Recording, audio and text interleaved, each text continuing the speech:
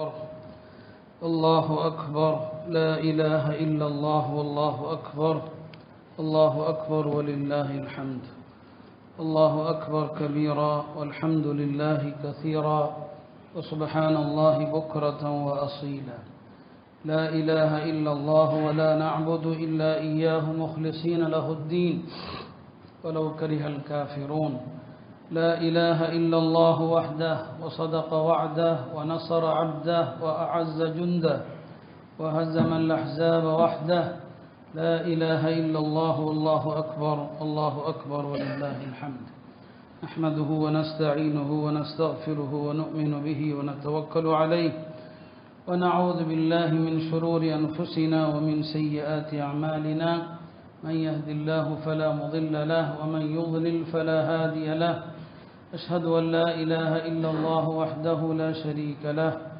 وأشهد أن سيدنا ونبينا ومولانا محمدا عبده ورسوله أرسله ربه بالحق بشيرا ونذيرا وداعيا إلى الله بإذنه وسراجا منيرا صلى الله تعالى عليه وعلى آله وصحبه وبارك وسلم تسليما كثيرا أما بعد அன்பிற்கினிய அல்லாஹ்வின் நல்லடியார்களே, அல்லாஹ் ஜல்ல வஅலா இந்த மகத்தான ஈதுல் அல்ஹா என்கிற ஒரு பெருநாளை அல்லாஹ் நமக்கு தந்திருக்கிறான். முஸ்லிம்களுக்கு அல்லாஹ் உலகத்திலே வருடத்திலே 2 பெருநாட்களையும் வாரத்தில் ஒரு பெருநாளையும் தந்திருக்கிறான்.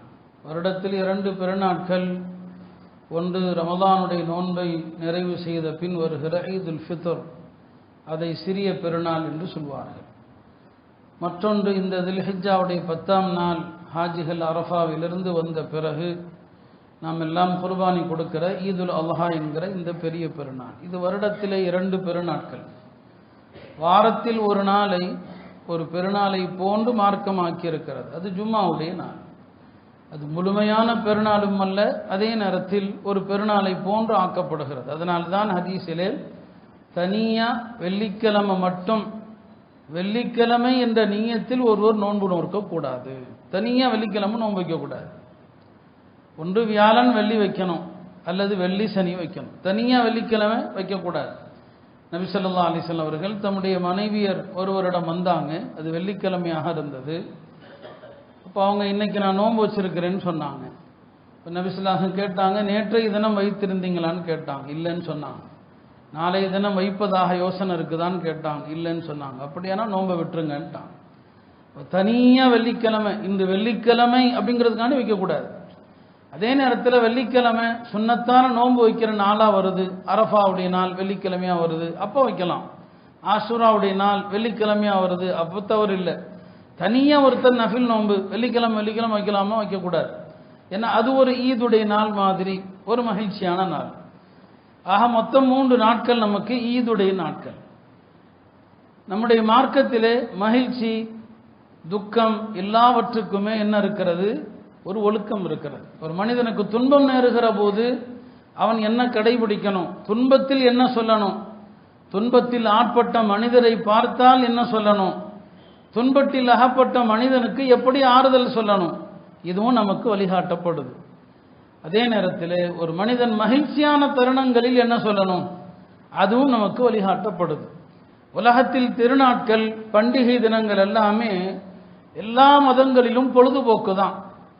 பொழுதுபோக்கை தவிர பண்டிகை நாட்களில் அவர்களுக்கு வேறு சிந்தனையே கிடையாது. மற்ற மதங்களை பார்த்தோம்னு சொன்னால், ஒரு பண்டிகை வந்தால் அதை ஒட்டி சினிமாக்களும் கேளிக்கைகளும், இதுதான் அவங்களுடைய பண்டிகை.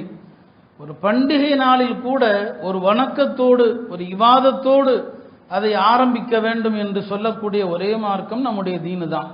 இங்கே கேளிக்கைகளுக்கு இடம் இல்லை, பட்டாசு வெடிப்பதற்கு இங்கு இடம் இல்லை. நம்முடைய மார்க்கம் அழகான ஒரு மார்க்கம் என்பதனால் ஃபித்ரத்துல்லா, அல்லாஹ் ஏற்படுத்தி இயற்கை மார்க்கம் இது. எல்லாமே அழகாக தான் இருக்கும். இந்த தீனில் எல்லாமே கவர்ச்சியாக தான் இருக்கும். பார்ப்பவர்கள் இந்த தீனை பார்த்தால் இஸ்லாத்துக்கு வந்துடுவாங்க. அப்படி பார்க்கக்கூடாதுங்கிறதுக்கு தான் உலகம் தடை விதிக்குது. இந்த மார்க்கத்தை குறித்து யாரும் அறிந்து விடக்கூடாது, யாரும் தெரிஞ்சிடக்கூடாது அப்படிங்கிறதுக்கு தான் தப்பான பிரச்சாரங்கள். ஏன்னா இந்த மார்க்கத்தை தெரிந்த எவரும் இந்த மார்க்கத்தில் வராமல் போயிட மாட்டாங்க. அது இந்த மார்க்கத்தினுடைய தனித்தன்மை. சுமாமாங்கிற ஒருவர் அந்த காலத்தில் பெருமானார் ஸல்லல்லாஹு அலைஹி வஸல்லம் காலத்தில் யமாமாவுடைய தலைவர் அவர் முஸ்லிம்கள்ட்ட மாட்டிடுறாரு. மஸ்ஜித் நபவியில் அவரை கட்டி வச்சிருக்கிறாங்க. 3 நாள் கட்டி வச்சிருக்கிறாங்க. 3வது நாள் முடியும் போது பெருமானார் ஸல்லல்லாஹு அலைஹி வஸல்லம் அவர்கள் அவருக்கு அருகில் வந்து கேட்பாங்க, என்ன சுமாமா, இப்போ எங்கள் கையில் அகப்பட்டிருக்கீங்க, நாங்கள் என்னன்னாலும் செய்யலாம், உங்களை நீங்கள் பெரிய தலைவராக இருக்கலாம், இப்போ எங்கள் கஸ்டடியில் இருக்கிறீங்க, நாங்கள் என்ன வேணாலும் பண்ண முடியும், உங்களுடைய மனதில் என்ன தோன்றுகிறதுன்னு கேட்பாங்க. இப்போ அவர் தன்னுடைய பெருமையை சொல்வார், என்ன நீங்கள் கொலை செஞ்சுட்டா அவ்வளோ சீக்கிரம் என் சமுதாயம் உங்களை சும்மாலாம் விட்டுற மாட்டாங்க, பழிக்கு பழி வாங்கப்படுகிற ஒரு நபரை தான் கொலை செய்தவராக ஆவீர், என்னை கொலை செஞ்சுட்டா சும்மா இருக்கீங்களா, விட்டுருவாங்கன்னு நினச்சிக்கிட்டீங்களா அப்படிலாம் அவர் பேசுகிறார். 3 நாளும் பெருமானார் கேட்பாங்க, இதே பதில் அவர் சொல்வார். 3வது நாள் அவர் அவிழ்த்து விடுங்கன்னு சொல்லுவாங்க. அவுத்து விட்டதுமே, பள்ளியில் கட்டி போட்டிருப்பாங்க, அவுத்து விட்டதுமே பாருங்க, அவர் காஃபிரா இருக்கிறார். எங்கு கட்டி போடப்பட்டிருக்குது? பள்ளிவாசலில் தான் கட்டி போடப்பட்டிருக்குது. பள்ளிவாசலுக்குள் முஸ்லிம் அல்லாதவர்கள் வந்தாதான் இஸ்லாம்னா என்னன்னு தெரியும். அவரை பள்ளிவாசலில் தான் கட்டி வச்சிருக்கிறாங்க, அவர் காஃபிர். அவர் 3வது நாள் கட்ட அவுத்து விடுங்கன்னு சொன்னதும் நேராக தன் நாட்டுக்காக ஓடி போனார். இல்லை, பக்கத்தில் இருக்கிற தோட்டத்தில் போய் குளிச்சுட்டு வந்து முஸ்லீம் ஆயிட்டார். சொன்னார், இதற்கு முன்னால நீங்களும் உங்களுடைய மார்க்கம் தான் உலகத்திலே எனக்கு ஆக பிடிக்காத அருவருக்கத்தக்கது, ஆனால் இன்றைக்கு நீங்களும் உங்களுடைய மார்க்கம் தான் எனக்கு ரொம்ப அழகானது. இங்கே யாரும் அவரை இஸ்லாத்தை ஏற்றுக்குங்கன்னு சொல்லவே இல்லை, முஸ்லீம் ஆகுங்கன்னு சொல்லவே இல்லை. 3 நாள் பள்ளியில் கட்டி போடப்பட்டிருந்த மனிதர் பள்ளிவாசலில் பார்க்குறாரு, என்ன நடக்குது, இந்த மார்க்கத்தினுடைய தொழுகை இதெல்லாம் தொடர்ந்து ஒரு முஸ்லீம் அல்லாதவரை வந்து பார்க்க சொல்லுங்க, கண்டிப்பாக முஸ்லீம் ஆகிடுவார். இப்போ யாரும் இஸ்லாத்துக்கு வாங்கன்னு சொல்லாமல் 3 நாள் பள்ளியில் நடந்ததை பார்த்தாரு, முஸ்லீம் ஆகிட்டார். இப்போ இந்த மார்க்கத்தினுடைய எல்லா வழிபாடுகளும் அழகானவை, இந்த குர்பானி வணக்கமும் அழகானது தான். அதனால தான் நபி ஸல்லல்லாஹு அலைஹி வஸல்லம் அறுக்கும் போது பேண வேண்டிய வழிமுறைகளை அழகா சொன்னாங்க. இதா தபஹ்தும் ஃபஅஹ்சினு ذிப்ஹா, நீங்கள் பிராணிகளை அறுக்க முனைந்தால் அழகான முறையிலே அறுத்து கொள்ளுங்கள். அந்த அழகான முறையில் அறுப்பதுனா என்ன, அதற்கு விளக்கம் கொடுத்தாங்க. எப்படி அழகான முறையில் அறுக்கிறது? அறுக்கிறதுக்கு முன்னால அந்த கத்தியினுடைய முனையை நல்லா தீட்டி கொள்ளுங்க, அந்த பிராணியை வச்சுக்கிட்டு தீட்டக்கூடாதுன்னு சொன்னாங்க. ஒரு பிராணியை அறுக்கும் போது இன்னொரு பிராணி முன்னால் வச்சுக்கொள்ளாதீங்கன்னு சொன்னாங்க. இதெல்லாம் அழகான முறையில் அறுக்கிறது. அது அல்லாஹ்வுக்காக கொடுக்கப்படுவது என்றாலும் இந்த உலகத்தில் அதனுடைய உயிர் இருக்கிற வரைக்கும் அதையும் கூட துன்புறுத்தக்கூடாது.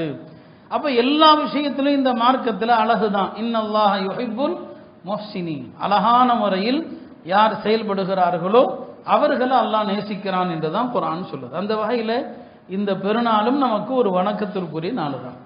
ஆகிரத்தில் சொர்க்கத்திலையும் பெருநாள் இருக்குது முஸ்லிம்களுக்கு. எல்லா முஸ்லிம்களுக்குமான பெருநாள் என்பது எப்போதெல்லாம் அல்லாஹ்வை சந்திப்பாங்களோ அப்போது அவங்களுக்கு பெருநாள். அல்லாஹ்வை சந்திக்கிற அந்த தருணம், அல்லாஹ்வை சந்திக்கிற தருணம் என்பது சொர்க்கத்தில் எல்லா முஸ்லிம்களுக்கும் தரப்படும். அது ஒரு இடைவெளி இருக்கும், எல்லாம் ஒரு இடைவெளி ஒரு தடவை. அன்றைய தினம் தான் அவங்களுக்கு ஈது. ஆனால் நபிமார்கள் இருக்கிறாங்களே, அவங்க தினசரி சந்திப்பாங்க, காலையிலும் மாலையிலும் சந்திப்பாங்க.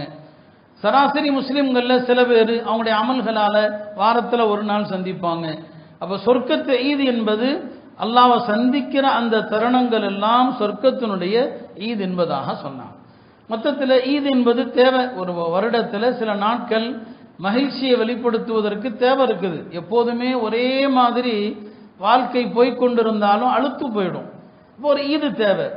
அதே நேரத்தில் அந்த ஈது முஸ்லீம் அல்லாதவர்கள் மாதிரி ஆயிடவும் கூடாது. மார்க்கம் இந்த பெருநாளையும் நமக்கு தந்து, அந்த பெருநாளிலே சில வணக்கங்களையும் தந்து, அந்த பெருநாட்களில் நோன்பு வைக்கக்கூடாது. ஈது அன்னைக்கு ஒருத்தன் நோன்பு வச்சா ஹராம், பெரிய பாவி ஆயிடுவான்.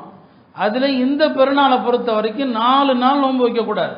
இந்த தில்ஹஜ் 10 தொடர்ந்து வரக்கூடிய 11, 12, 13 இந்த நாட்களுக்கு ஐயாமுத் தஷ்ரீக் என்று சொல்லப்படும். நபி ஸல்லல்லாஹு அலைஹி வஸல்லம் சொன்னாங்க, அரஃபாவுடைய நாள், துல்ஹஜ் 10ஆம் நாள், அதை தொடர்ந்து வரக்கூடிய 3 நாள், இவைகள் எல்லாம் ஈதுனா அஹ்லல் இஸ்லாம், முஸ்லிம்களே இவைகள் எல்லாம் நமக்கான பெருநாள் தினங்கள். அப்போ இந்த பெருநாள் தான் இன்று மட்டுமல்ல, தொடர்ந்துள்ள 3 நாளுமே பெருநாள் தான்.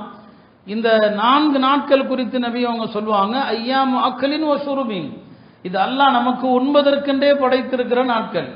குடிப்பதற்கு என்னங்க பானங்கள், அல்லாஹ் அனுமதித்த அந்த பானங்களை அருந்துவதற்கென்றே தந்திருக்கிற நாட்கள். இந்த நாட்களில் நோன்பு வைக்கக்கூடாதுன்னு சொன்னாங்க. ஹராம், நோன்பு வைக்கிறது யாருக்குமே ஜாயிஸ் இல்லை.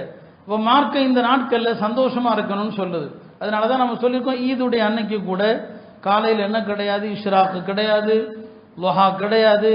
மார்க்க அன்னைக்கு சில வழிபாடுகளை தந்து கொஞ்சம் சந்தோஷமா இருக்கணும், அன்றைக்கு குடும்பத்தாரோடு மகிழ்ச்சியா இருக்கணும். ஈதுடைய தினத்தில் அனுமதிக்கப்பட்ட பாடல்களை படிக்கலாம், ஈதுடைய தினத்தில் அனுமதிக்கப்பட்ட விளையாட்டுகளை விளையாடலாம். இதெல்லாம் இந்த மார்க்கத்தினுடைய அழகான அம்சங்களில் கட்டுப்பட்டது. பெருமானாருடைய வீட்டிலேயே 2 பெண்கள் சிறுமிகள் பாட்டு படிச்சுட்டு இருந்தாங்க. ஹஜ்ரத் அபூபக்கர் ரலியல்லாஹு அன்ஹு அவர்கள் கோபத்தோடு வந்தாங்க, அல்லாஹ்வுடைய தூதருடைய வீட்டில் ஷைத்தானுடைய குரலா என்று. பெருமானார் சொன்னாங்க, விடுங்கள் அபூபக்கர் அவர்களே, இது நமக்கான ஈத், இது நமக்கான பண்டிகை நாள். இன்றைய தினம் சில விஷயங்களுக்கு அனுமதி இருக்குது, படிக்கட்டும் அவர்கள், விடுங்கள்.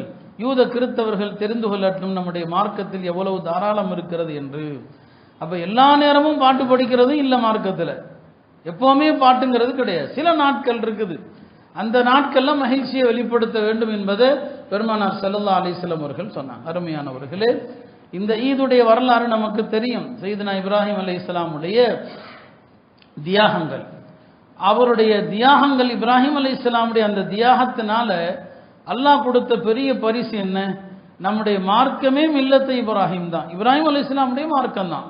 குர்ஆன் நமக்கு அப்படிதான் சொல்லும், மில்லத்து அபீக்கும் இப்ராஹிம், உங்களுடைய தந்தை இப்ராஹிமுடைய மார்க்கம். அனித்தபி மில்லத்த இப்ராஹிம் ஹனீஃபா, இப்ராஹிம் அலைஹிஸ்ஸலாமுடைய மார்க்கத்தை பின்பற்றுங்கள். இப்படிதான் குர்ஆன் நமக்கு கற்றுத்தருது. நம்முடைய மார்க்கமே அவங்களுடைய மார்க்கம் தான். அவங்க செஞ்ச தியாகத்திற்காக அகிலத்தாருக்கே அல்லாஹ் அவங்கள தலைவராக்கினான். உலகத்தின் 3 பெரிய மதங்களும் இப்ராஹிம் அலைஹிஸ்ஸலாமை மதிக்குது. யூதர்களும் மதிக்கிறாங்க, கிறிஸ்தவர்களும் மதிக்கிறாங்க, நாமும் மதிக்கிறோம். என்ன, அவர்களுக்கு நபிமார்களை மதிக்கிற ஒழுக்கம் தெரியாது, நபிமார்களை மதிக்கிற ஒழுக்கம் தெரியாது. இப்ப யூத கிறிஸ்தவ அந்த பாதிரியார்கள் பேச்செல்லாம் கேளுங்க, ஆபிரகாம் அவன் இவன் என்றுதான் பேசுவான். ஒரு சராசரி மனுஷனை எப்படி பேசுவோமோ அந்த மாதிரி தான் அவங்க இப்ராஹிம் அலைஹிஸ்ஸலாமையும் பேசுவாங்க, மதிப்பதாக சொல்லிக்கொண்டு. நம்முடைய மார்க்கம் அப்படி இல்லை. நபிமார்களை கண்ணியமாக நினைவு கூறணும். நபிமார்கள் பெயரை சொன்னால் அவங்க மீது சலாம் உண்டாகுக. அல்லாஹ் கட்டுத்தரான், சலாமுன் அலா இப்ராஹிம், இப்ராஹிமின் மீது சலாம் உண்டாகுக. ஓதப்பட்ட வசனத்தில் கேட்டோமா இல்லையா? நமக்கும் சொல்லித்தரான், நீங்களும் நபிமார்களுடைய பெயரை கேட்டா அலைஹிஸ்ஸலாம், குறைஞ்சபட்சம் அவர்கள் மீது அல்லாஹ்வுடைய சலாம் உண்டாகுக. ஒரு நபியினுடைய பெயரை கேட்டா அவருக்காக துவா செய்யணும், அவங்கள கண்ணியப்படுத்தும் விதமாக அவர்கள் மீது சலாம் உண்டாகுகன்னு சொல்லணும். இது யூதர்கள்ட்ட கிறிஸ்தவர்கள்ட்ட கிடையாது. நபிமார்களை எப்படி மதிக்கணும் கிடையாது. அதனாலதான் நபிமார்கள் விஷயத்துல கண்ட கதைகள் எல்லாம், அவங்களுடைய அந்தஸ்துக்கு சற்றும் பொருத்தம் இல்லாத கதைகள் எல்லாம் இந்த பைபிள்ல பழைய ஏற்பாட்டில் எக்கச்சக்கமா குவிஞ்சு கிடக்குது. அது நபிமார்களுடைய அந்தஸ்துக்கு சற்றும் உகந்ததல்ல. ஆனா குர்ஆனிலும் ஹதீஸிலும் பார்த்தா நபிமார்களுடைய அந்தஸ்து அவ்வளவு உயர்ந்தது. அந்த வகையில இப்ராஹிம் அலைஹிஸ்ஸலாமின் மீது நம்ம ஸலவாத்து சொல்றோம், ஒவ்வொரு தொழுகையிலும் சொல்றோம், கமா ஸல்லைத அலா இப்ராஹிம் கமா பாரக்த அலா இப்ராஹிம் என்று எல்லா தொழுகையிலும் அவங்கள நாம மதிக்கிறோம். ஏன்னா நம்முடைய மார்க்கமே அவங்க மார்க்கம் தான். இப்ராஹிம் அலைஹிஸ்ஸலாமுக்கு அல்லாஹ் கொடுத்த 3 சோதனைகள், நிறைய சோதனைகள். வைதிப்தலா இப்ராஹிம் ரப்புஹு பிகலிமா, அல்லாஹ் இப்ராஹிம் அலைஹிஸ்ஸலாமை பல சட்டங்களை கொண்டு சோதித்தான். ஃபஅதம்மஹுன், எல்லா சோதனைகளையும் பரிபூர்ணமாக வென்று வெளியே வந்தாங்க. பிரதானமான சோதனை 3 சோதனைகள். ஒன்று, வாலிப வயதில் இணை வைப்பை எதிர்த்தாங்க, சிலை வழிபாட்டை எதிர்த்தாங்க. எந்த குடும்பத்தில் பிறந்து? அவங்களுடைய தந்தையே சிலைகளை செய்து வழிபடக்கூடியவர் ஆசர், அவரே சிலைகளை செய்யக்கூடியவர், அவர் அதை வழிபடக்கூடியவர். அந்த குடும்பத்திலிருந்து வந்த இப்ராஹிம் அலைஹிஸ்ஸலாம் தந்தைக்கே அறிவுரை செய்றாங்க, தன் சமூகத்துக்கு சொல்றாங்க, செய்யாதீங்க, இது வழிபடாதீங்கன்னு சொல்லி கண்டிக்கிறாங்க. சொல்லப்படுது 16 வயதுல அவங்க நெருப்பு குண்டத்தில் எரியப்பட்டாங்க. 16 வயது தான். அப்ப வாலிப வயதுல எதிர்க்கிறாங்க, இணை வைக்க கூடாது என்று கண்டிக்கிறாங்க. அப்ப அந்த அரசனும் பொதுமக்களும் சேர்ந்து இவரை என்ன செய்யறதுன்னு சொல்லி, ஒரு சராசரி மனிதரை நெருப்பு குண்டத்தில் போடணும்னு சொன்னா ஏதோ ஒரு இடத்துல நெருப்பை மூட்டி உள்ள தூக்கி போட்டா முடிஞ்சு போச்சு. ஆனா பாருங்க, அந்த மக்களுக்கும் தெரிஞ்சிருக்குது இவர் சராசரி மனிதர் இல்லை, சாதாரண நெருப்புலாம் இவரை பொசுக்காது. சாதாரண ஒரு மற்ற மனுஷனா இருந்தா என்னங்க, ஒரு தீ விபத்துல சமீபத்தில் கூட குவைத்தில் இறந்தாங்க இல்லையா? ஒரு தீ பற்றினால் அங்க உள்ள மனுஷன் மாட்டிக்கிட்டா இறந்து போயிடுவான். அவங்க என்ன செஞ்சிருக்கணும், ஏதோ ஒரு இடத்துல தீய மூட்டி இப்ராஹிம் அலைஹிஸ்ஸலாம் உள்ள போட்டிருந்தா எரிஞ்சிருப்பாங்க. அவங்களுக்கும் ஏதோ உள்ளத்துல தெரியுது, இல்லை இவர் அந்த மாதிரி சாதாரண தீயில எல்லாம் கருக மாட்டாரு. பல நாட்களாக தோன்றாங்க, குழி தோண்டிக்கிட்டே இருக்கிறாங்க. பல நாட்களாக அதில் என்ன செய்கிறாங்க, எரிபொருள்களை போட்டு எரிச்சுக்கிட்டே இருக்கிறாங்க. ஒரே நாளில் நடந்ததில்லை அவர் தூக்கி போட்டது அப்படிங்கிற, ஒரு நாளில் நடக்கல அவங்கள தூக்கி போட்டது. பல நாட்களாக ஒரு நெருப்பு, ஒரு பெரிய குழியை தோண்டி அதில் விறகுகள் எல்லா எரிபொருளையும் போட்டு எரிக்கிறாங்க. எந்த அளவுக்குன்னா அந்த அந்த நாட்களில் அந்த காபிர்கள் இணை வைப்பாளர்கள் யாருக்காவது ஏதாவது ஒரு நோய்வாய்ப்பட்டா இப்படி நேர்ச்சி செஞ்சுக்குவாங்க, இப்ராஹிமை எரிப்பதற்காக மூட்டப்படுகிற அந்த தீயில நானும் விறகு போடுவேன் அப்படின்னு நேர்ச்சி பண்ணிக்குவாங்க எல்லாருமே, ஆண்கள் பெண்கள் எல்லாரும். எத்தனை நாள் அப்ப அந்த நெருப்பை மூட்டிக்கிட்டு இருந்தாங்கன்னு பாருங்க. பல நாட்கள் மூட்டிய பிறகு அந்த நெருப்பு ஜுவாலைகளாக உயர உயர பறக்குது, யாருமே பக்கத்தில் போக முடியாது. இப்ராஹிம் அலைஹிஸ்ஸலாம் உள்ள தள்ளணும், ஒரு பீரங்கி மாதிரி ஒரு பொருளுக்குள் வைத்து இப்ராஹிம் அலைஹிஸ்ஸலாமை அதன் மூலமாக என்ன செய்றாங்க, உள்ள தள்ளுறாங்க. அப்போ அது ஒரு பெரிய சோதனை. இப்ராஹிம் அலைஹிஸ்ஸலாம் அந்த நெருப்பு குண்டத்தில் செல்லுகிற போது ஒரே மனோநிலை தான், அவங்க உள்ளத்தில் கவலை பதற்றம் எதுவுமே இல்லை. ஹஸ்பி அல்லாஹு வ நிஅமல் வக்கீல்னு சொன்னாங்க, அவ்வளோதான். இந்த ஒற்றை சொல்லுதான் அவங்க சொன்னது. எனக்கென்று ஒரு ரப்பு இருக்கிறான், இந்த நடக்கிற அநீதிக்கு அவன் பொறுப்பாளன், அவன் பார்த்து கொள்வான். அதனால தான் எந்த ஒரு சோதனையை துன்பத்தை கேள்விப்பட்டாலும் ஹஸ்பி அல்லாஹு வ நிஅமல் வக்கீல், அவங்க யாருடைய உதவியும் நாடல்ல. எல்லா மலக்குமார்களும் பதறாங்க. மழை பொழிவிக்கிற மலக்கு அவர் அல்லாட்ட கேட்கிறார், எனக்கு அனுமதி கூடிய அல்லாஹ், நான் கனமழையை பொழிய செய்து இந்த நெருப்பை எப்படியாவது அணைச்சிட்றேன், அல்லாஹ் பொறுத்துரும். இப்ராஹிம் போய் கேளும், அவர் சம்மதிச்சா மழை கொடுங்கிறான். அவங்கள்ட்ட வந்து கேட்டால் தேவையில்லை, என்னுடைய ரப்பு இருக்கிறான் அவன் பார்த்துக்குவான். ஒவ்வொரு மலக்கும் வர்றாங்க, ஜிப்ரீல் வர்றாங்க, இல்லை என்னுடைய ரப்பு இருக்கிறான் அவன் பார்த்துக்குவான். மலக்குமார்கள் இடத்துல கூட அவங்க என்ன செய்யல, உதவியை கேட்கல. ஜாயிஸ் தான், கேட்டிருக்கலாம்.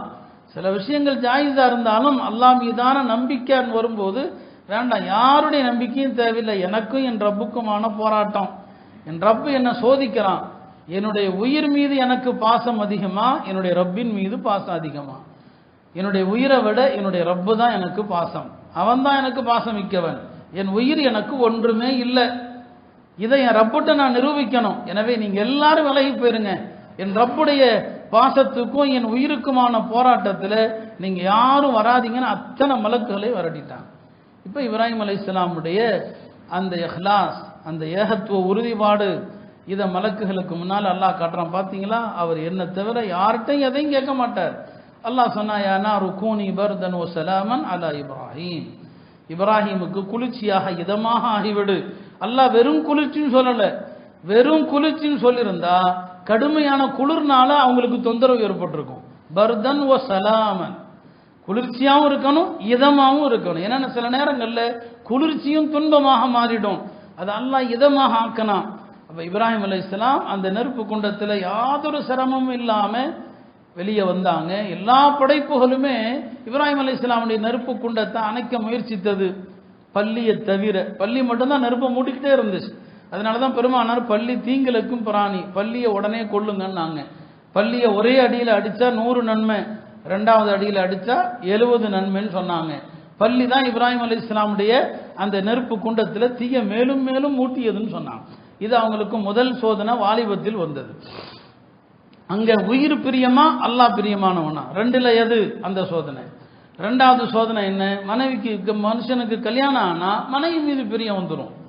அதனால தானே எல்லா வீட்லையும் பிரச்சனை. பெற்றோர்கள் நம்ம பிள்ளை பொண்டாட்டியை நேசிக்கிறான், நம்ம பிரியம் குறைஞ்சு போச்சு. அப்போ ஒரு பக்கம் இவனுக்கு யாரை பார்க்கறது, மனைவியை பார்க்கறதா தாய் தந்தையரை பார்க்கறதா? உலகத்திலே போராட்டம் வருதா இல்லையா? எல்லா குடும்பத்திலையும் பெற்றோரை பார்த்தா அங்க இடி, அங்க கவனிச்சா இங்கே இடி விழுது. 2 பக்கமும் ஒரு மனுஷனுக்கு நாங்கள் சிக்கல் தான்.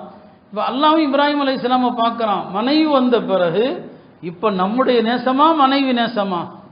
அல்லாஹ் என்ன செய்யறான், போய் விடு, தனியாக ஒரு காட்டில் கொண்டு போய் விட சொல்கிறான். மக்கா முக்கர்ரமா இருக்கிற காபா இருக்கிற அந்த இடத்துல போய் யாதொரு புற்பூண்டுகள் இல்லாத, மனித நடமாட்டம் இல்லாத அந்த பகுதியில் கொண்டு போய் விடுன்னு சொல்லிட்டான். வேற ஒன்றும் கிடையாது இல்லையா? அந்த மனைவி மூலமாக தான் அல்லாஹ் குழந்தையை கொடுத்தான். அது வரைக்கும் குழந்தை கிடையாது, 86 வயதில் குழந்தை இல்லையா? அந்த குழந்தையும் மனைவியும் கொண்டு போய் விடு, நானா இவர்களா பார்த்துருவோங்கிறான்.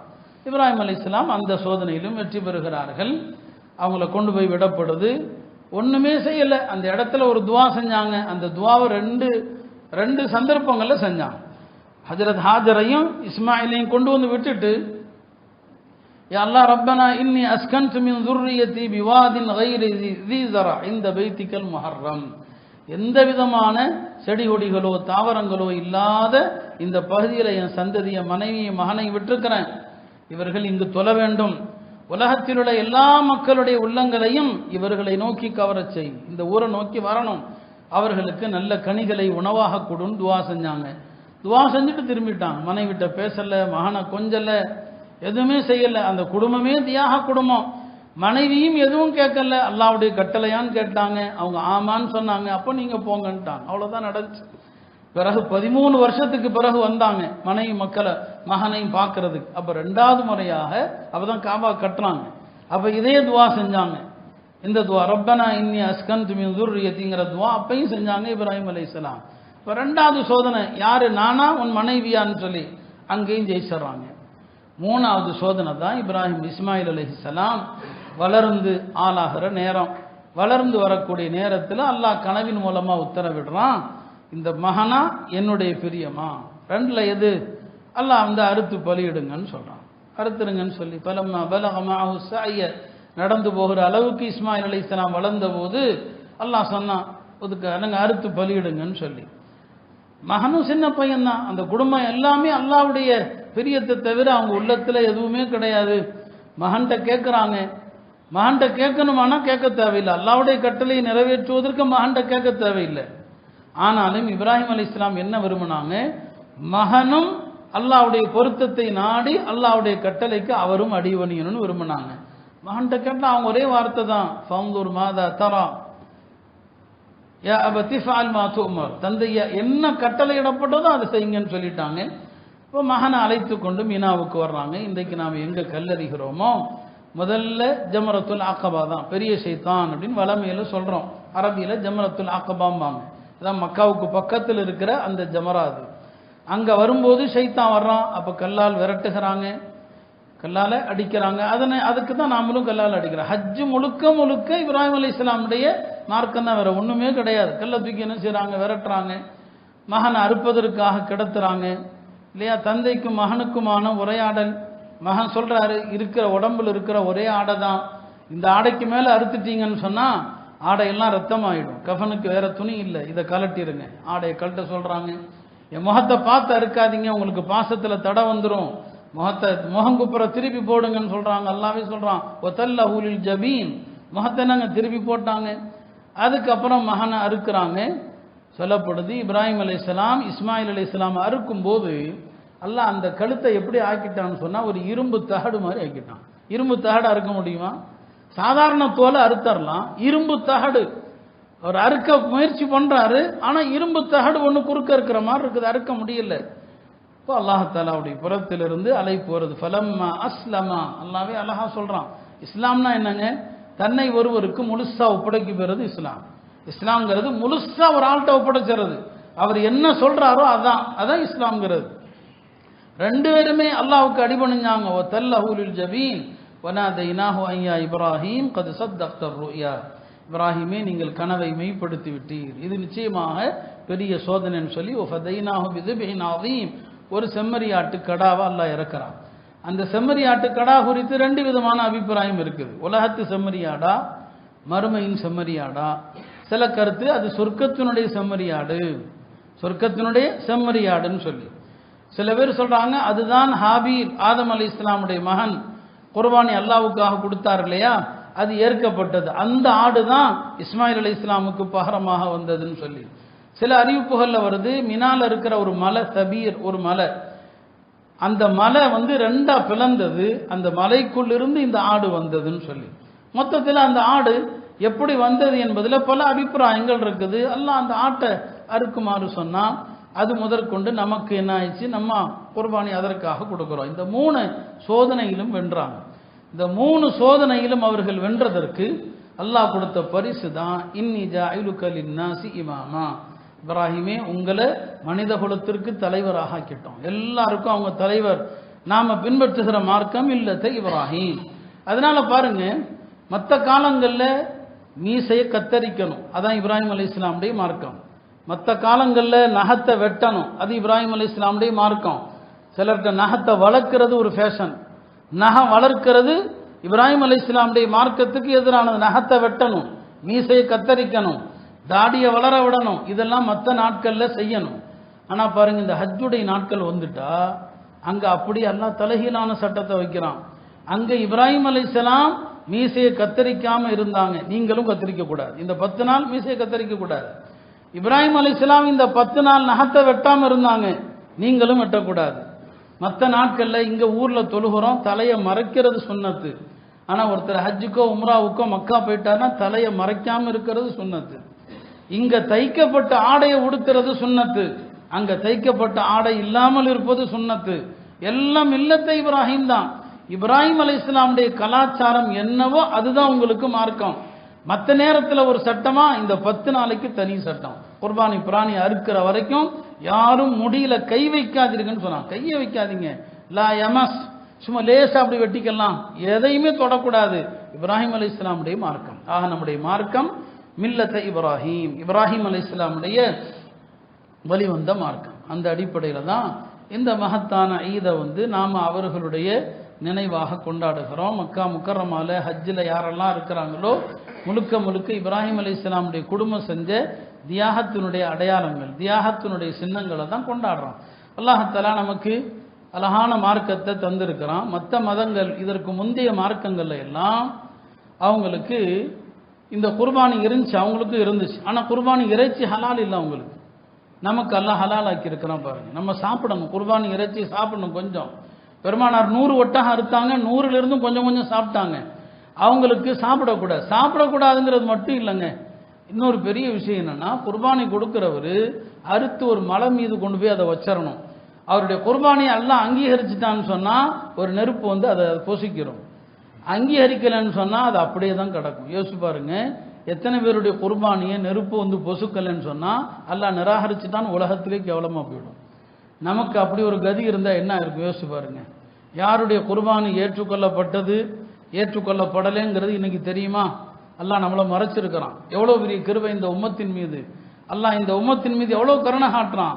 அன்றைக்கு மாதிரி நடந்துருச்சுன்னு வைங்க, எல்லாரும் அறுக்கிற ஆட்டை கொண்டு போய் ஒரு காட்டில் வைங்க, யாருடைய ஆட்டை அல்லாஹ் தூக்கிக்கிறானோ அவங்களுடைய குர்பானி அங்கீகரிக்கப்பட்டது, மற்றதெல்லாம் நிராகரிக்கப்பட்டதுன்னு சொன்னால் என்ன ஆயிருக்கும்? ஊரில் எத்தனை ஆடு மாடு கொடுக்கப்படுது, ஏற்றுக்கொள்ளப்பட்டது எது ஏற்றுக்கொள்ளப்படாதது எதுன்னு தனியாக துண்டை தெரிஞ்சு போயிருக்கும், கேவலப்பட்டு போயிருப்போம். அல்லாஹ் தஆலா நம்முடைய குறைகளை மறைக்கிறான். சத்தார், அவன் மறைப்பவன், மறைவை விரும்பக்கூடியவன். நம்மளும் அடுத்தவங்களுடைய குறையை மறைக்கணும் என்பதை தான் அல்லாஹ் இதன் மூலமாக காட்டித் தருகிறான்.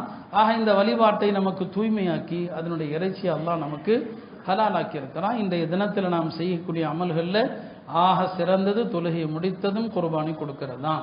எனவே அந்த சட்டங்களை எல்லாம் சொல்லியிருக்கிறோம். தொழுகை முடிந்ததும் உங்களுடைய பிராணிகளை சுன்னத்தான முறையில் அந்த பிராணிகளை அறுக்கும்போது அழகான முறையில் அறுக்கணும். அதுக்கு முன்னால் கொஞ்சம் தண்ணி கொடுக்கணும். கிபிலாவை முன்னோக்கி வைத்துக்கொண்டு தெரிந்தவர்கள் இன்னி வஜ்ஜஹது வஜ்ஹி லில்லதி ஃபதர ஸமாவாதி வல் அர்த ஹனீஃபா வமா அன மினல் முஷ்ரிகீன் இன்ன ஸலாத்தி வ நுசுகி வ மஹ்யாய வ மமாதி லில்லாஹி ரப்பில் ஆலமீன் லா ஷரீக லஹு வ பிதாலிக உமிர்து வ அன அவ்வலுல் முஸ்லிமீன். இதை சொல்லிட்டு பிஸ்மில்லாஹி அல்லாஹு அக்பர் அல்லாஹும்ம மின்க வ இலைக்க, யா அல்லாஹ் இந்த பிராணி வாங்குறதுக்கான காசை கொடுத்ததும் நீ தான், வ இலைக்க இது நாங்கள் தர்றதும் உனக்காக தான், மின்க வ இலைக்க நீ தான் வசதியை கொடுத்த, உனக்கே இது அர்ப்பணம் என்று சொல்லணும். பிறகு உங்களுடைய பெயரை சொல்லி யாருக்கு அறுக்கிறீங்களோ இது எனக்காக, இதனுடைய நன்மை எல்லா முஸ்லீம்களுக்கும் சேர்த்துருங்க. பெருமானார் ஆடு அறுக்கும்போது அல்லாஹும்ம ஹாதா அன் முஹம்மதின் வ அன் உம்மதிஹி, இது முஹம்மது ஸல்லல்லாஹு அலைஹி வஸல்லம் அவருக்கும் அவங்களுடைய உம்மத்திற்கும் சொல்லிட்டான். நபி ஸல்லல்லாஹு அலைஹி வஸல்லம் அவங்களுடைய உம்மத்திற்காக. இப்போ நீங்களும் உங்களுடைய ஆடுகளை பிராணிகளை அறுக்கும்போது அல்லாஹ் இதனுடைய நன்மையை முழு உம்மத்த முஸ்லிமாவுக்கும் சேர்க்க வேண்டும் என்று துவா செய்யுங்க. இந்த நேரத்தில் இது போன்ற ஒரு குர்பானி, ஒரு பெரிய தியாகத்தை தான் கஸா முஸ்லீம்கள் செஞ்சிட்ருக்கிறான். பெரிய தியாகம். இந்த கஸாவில் பார்த்தீங்கன்னு சொன்னால் அந்த மக்களில் 90% பேர் ஹாஃபிதுகள், 90% பேர் குர்ஆனை மனனம் செஞ்சவங்க. அவங்க ஒரு சபதம் எடுத்தாங்க, வருஷத்துக்கு இத்தனை பேரை ஹாஃபிஸ் ஆக்கணும்னு சொல்லி. அதை எண்ணிக்கையை கூட்டிக்கிட்டே போனாங்க. இன்னைக்கு 100ல் 90 பேர் ஹாஃபிதுகள். என்ன சோதனை என்ன கஷ்டம் வந்தாலும் ஈமானுக்கு எதிராக ஒரு வார்த்தை அவங்ககிட்ட நீங்கள் பார்க்க முடியாது. இந்த ஈதையும் தொழுகிறாங்க, வெளியிலையும் தொழுகிறாங்க. இந்த தியாகம் அவங்களுடைய வாழ்க்கையில் இன்னைக்கு கண்கூடாக பார்க்குறோம். அதனால தான் கியாமத்துக்கு முன்னால் யூதர்களை தோற்கடிப்பதற்கு அல்லாஹ் அவங்கள தேர்ந்தெடுத்திருக்கிறான். எல்லாம் அல்ல அல்லாஹ் இந்த மகத்தான நாளிலே நாம் செய்யக்கூடிய எல்லா வணக்கங்களையும் கபூல் செய்வானாக. நம்முடைய இந்த குர்பானி வணக்கத்தையும் அல்லாஹ் ஏற்றுக்கொள்வானாக. இந்த சுன்னத்தான முறையிலே நிறைவேற்றுவதற்கு அல்லாஹ் உதவி செய்வானாக. குர்பானி இறைச்சியை முஸ்லீம் அல்லாதவங்களுக்கும் தரலாம். பல பேர் அந்த கேள்வி கேட்குறாங்க. கூடும் இந்த காலகட்டத்தில் அவங்க விரும்புகிறாங்க, இதனால் ஒரு நல்லிணக்கமும் ஏற்படுது. அப்படிங்கிறதுனால அவங்களுக்கு தாராளமாக கொடுங்க. எந்த பகுதியில் அவங்க ரொம்ப ஏழைகளாக இருக்கிறாங்களோ அவங்கள தேடி கொண்டு போய் கொடுக்கறது மிகவும் சிறந்தது. இன்ஷா அல்லாஹ் இப்போ தொழுக ஆரம்பிக்குது. எல்லாம் இப்போவே சஃபா நின்ட்டா ரொம்ப நல்லா இருக்கும்.